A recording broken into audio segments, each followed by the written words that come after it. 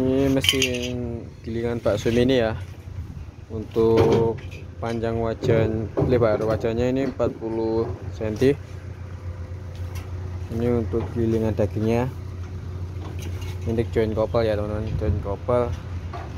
Dan ini menggunakan engine-nya menggunakan 7 HP ya. Ini pisaunya, pisau mesin gilingan bakso. Bisa ditutup kayak gini guys. Nanti proses seperti ini gilingan baksonya. Mantap ya guys. Ini platnya pun juga tebel ya, tebel banget, lumayan berat.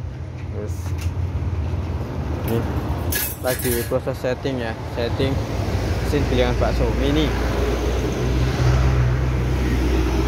Ini gearboxnya menggunakan UCP ya, semuanya lakernya UCP CP207.